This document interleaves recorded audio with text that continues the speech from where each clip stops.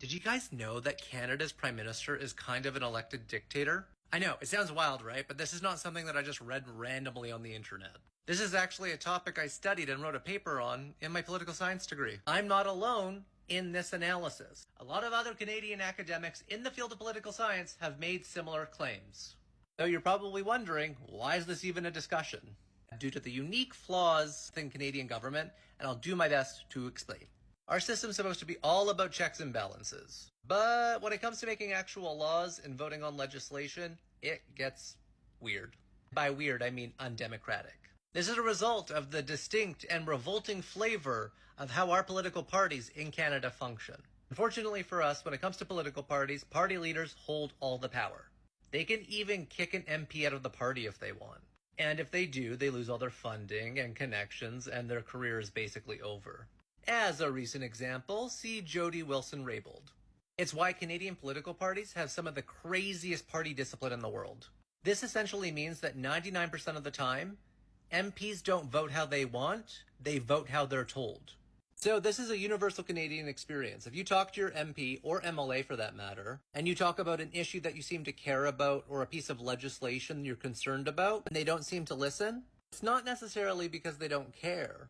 It's because their loyalty is beholden to the party leader, their boss, not us, the voters. And this is like a very thing that people who argue for first past the post say is great about our system. That we have an elected representative in a riding to represent our interests. But if they can't vote for us or care about the issues we care about because they're told how to vote by somebody who might not even be from our province, it's performative. It's not real. And this creates a very big issue. Party leaders have too much power in Canada. We get to dictate party platforms and how people vote within the legislature.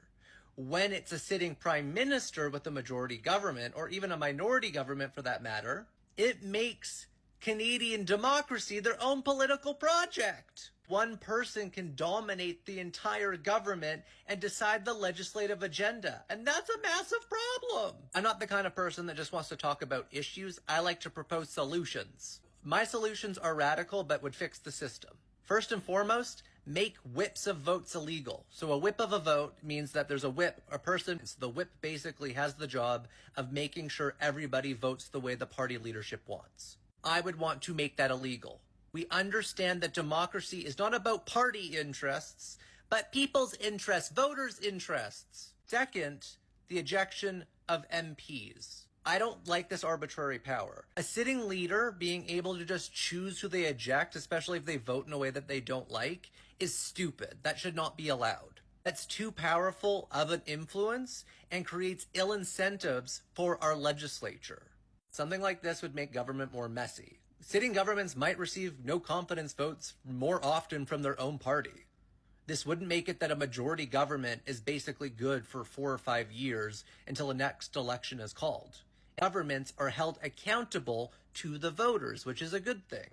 I would much rather an unstable, messier system that is democratic than the alternative. What's the point of stability if it doesn't respond or listen to us when we need it to?